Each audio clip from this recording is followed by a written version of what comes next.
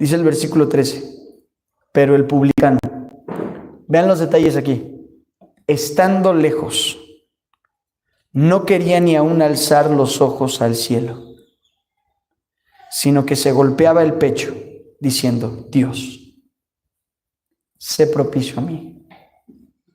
Soy un pecador. Pero el publicano,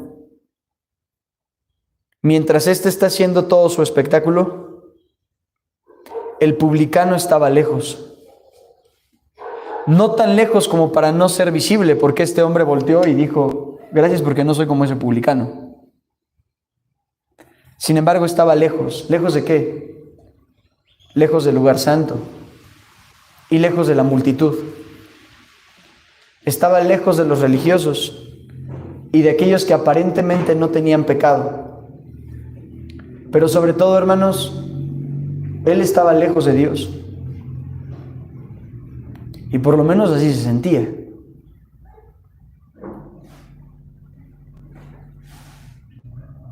Y dice que no quería ni aún alzar los ojos al cielo. ¿Por qué razón alguien no querría alzar los ojos al cielo?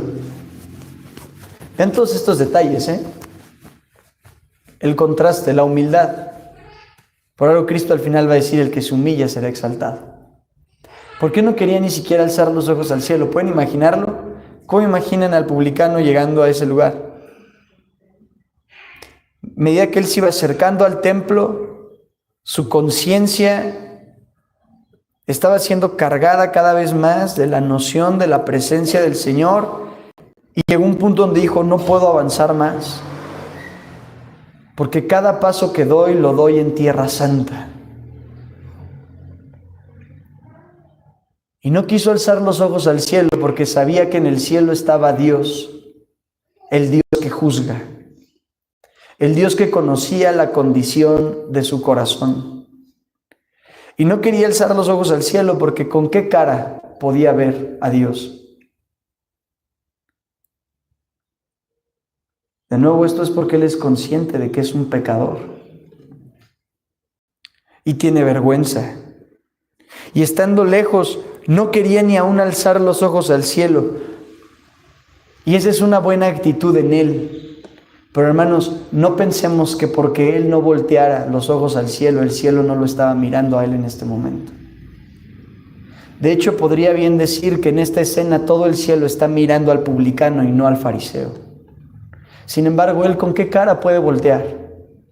Y él está en ese lugar, lejos, sin poder ver al cielo y solamente golpeándose el pecho. ¿Y por qué el pecho? Porque ahí está el corazón. Y parece ser que este publicano tenía un alto entendimiento del pecado.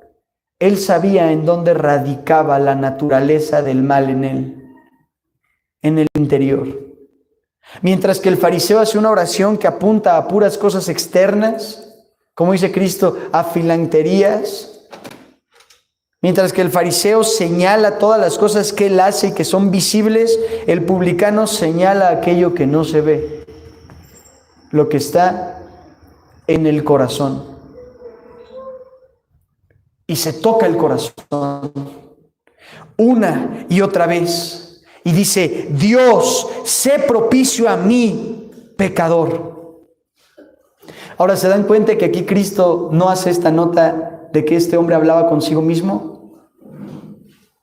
Porque este hombre, escuchen, con todo y su pecado, con todo y ser un publicano, con todo y ser un cobrador y de impuestos y despreciable, escuchen hermanos, este hombre no es un idólatra, sino que verdaderamente cree en Dios. Y este hombre, cuando dice Dios, está hablando verdaderamente con Dios. Y ven la diferencia de la oración. Mientras que el fariseo hace una oración con tantos elementos, una oración tan cargada de palabras, este hombre solamente oró. Cuenten en sus Biblias, hermanos, ¿cuántas palabras oró este hombre? 6 palabras. Pero son 6 palabras que cambiaron para siempre su destino eterno. Y él dice: Dios, sé propicio a mí, pecador. Ahora vamos a hacer un ejercicio. Vean el entendimiento teológico de este publicano. Vayan a sus Biblias y en ese texto, versículo 13, quiero que con 1 o 2 dedos, después de la palabra Dios, tapen esas palabras: sé propicio a mí. Tapen esas palabras: sé propicio a mí. Lo que quiero, hermanos, háganlo ahí, en sus Biblias, Dios, y tapen las siguientes palabras hasta pecador. Esas palabras que son divididas en nuestro texto con 2 comas. Dios, coma, sé propicio a mí, coma, pecador. Entre las comas, hermanos, tapen con su dedo y vean que tenemos un gran vacío ahí. Es el vacío que hay entre Dios y ¿quién? Y el pecador. Y ese vacío, hermanos, es un vacío que no puede ser lleno por nada en este mundo. Pero este publicano entendió que tenía que llenar ese vacío. Si quitamos nuestro dedo, vemos con qué llenó el vacío el publicano. El publicano dijo: sé propicio a mí. La propiciación. En otras palabras, el perdón. Es como si el publicano hubiera dicho: Dios, perdóname. Soy un pecador. Y él entendía qué tan distantes estaban el Señor y los pecadores, y sin embargo supo qué palabras decir, porque estas eran las palabras correctas. No necesitó estar tan cerca como el fariseo, no necesitó tener todas las buenas obras que tenía el fariseo, no necesitó alzar los ojos al cielo, solamente apuntó a su corazón y dijo: Dios, comprendo la separación que hay entre nosotros, pero tú puedes llenar ese vacío con tu perdón. Sé propicio a mí. Y la palabra propicio es una palabra importantísima aquí y en toda la Biblia. Propiciar, hermanos, propiciar significa perdonar, quitar la culpa, llevar el castigo. Cuando Cristo murió en la cruz del Calvario, Él hizo propiciación por nuestros pecados. De hecho, la palabra propiciación aparece ahí en el Antiguo Testamento. En el día de la expiación, quiero que vean esta escena, hermanos, y esta escena es importantísima. Había un día nacional, el día nacional más importante para Israel era el día de la expiación. En ese día, todo el pueblo consagraba. Eran 2 sacrificios. Uno iba a irse como chivo expiatorio y el otro iba a ser sacrificado y su sangre iba a ser rociada sobre el arca del pacto en el lugar santísimo. Estamos ubicados en el tabernáculo. Estas son las órdenes que Dios le dio a Aarón.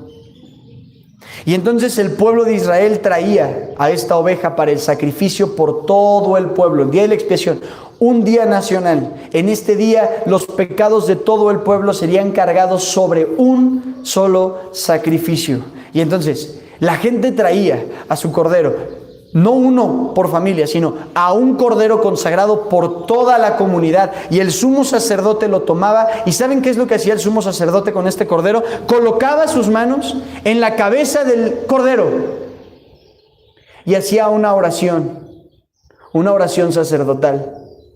Y simbólicamente todo el pecado de la gente era transferido a ese cordero, incluyendo el pecado del sumo sacerdote. Después se sacrificaba al cordero y su sangre, la sangre del cordero, tenía que ser rociada en el lugar santísimo, donde solamente el sumo sacerdote podía entrar, sobre el arca del pacto. Aquí hay algo interesantísimo. Dice que la sangre era rociada sobre el arca del pacto, pero ¿recuerdan cómo se llamaba la tabla que cubría el arca del pacto? Propiciatorio. Ahora, ¿qué había dentro del arca? Estaban las tablas de la ley, el maná y la vara de Aarón. Piensen en esto, hermanos. durante todo el año, o a lo largo de todo el año, cuando Dios miraba al lugar santísimo y contemplaba el arca del pacto, veía ahí la vara de Aarón, el maná, y veía la ley que los israelitas habían transgredido, la ley que los israelitas habían roto, la ley que los israelitas habían quebrantado una y otra vez. Por eso dice la Escritura que el pecado del pueblo estaba de constante delante de Dios, pero una vez al año, cuando Dios miraba hacia el arca del pacto, ¿qué veía en esta vez al año?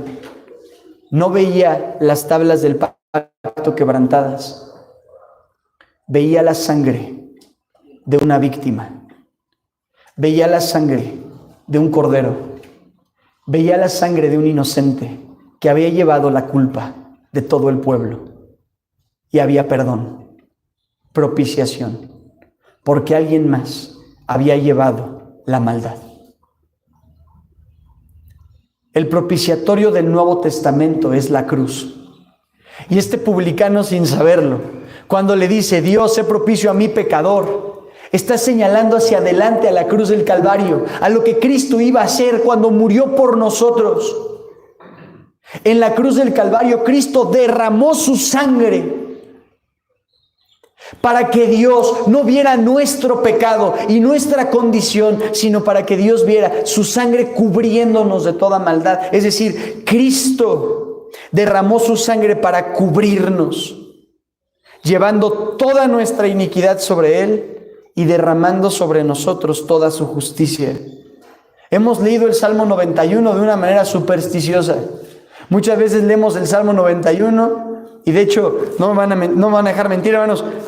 ¿Cuántas veces no visitamos un hogar en donde la Biblia no se lee, pero la Biblia está abierta en el Salmo 91 para ahuyentar a los espíritus chocarreros? El Salmo 91 dice, el que habita al abrigo del Altísimo morará bajo la sombra del Omnipotente. Y mucha gente ocupa este salmo para ahuyentar a los demonios, para la lucha espiritual. Y hermanos, no quiere decir que no sea válido para pensar en esas cosas. Sin embargo, pensemos un poco más allá. ¿Cómo podría el hombre estar verdaderamente amparado y protegido? Escuchen, el que habita al abrigo del Altísimo morará bajo la sombra del Omnipotente. Piensen en lo que está diciendo aquí el salmista. Es necesario que algo o alguien nos proyecte sombra, porque la luz de la santidad de Dios pudiera quemarnos. Sin embargo, aquí dice, el que habita al abrigo del Altísimo morará bajo la sombra del Omnipotente. Estaba pensando en esto y en lo que significa la propiciación. Cuando nosotros acudimos al pie de la cruz de Cristo, ¿qué creen que se proyecta sobre nosotros? La sombra del Omnipotente.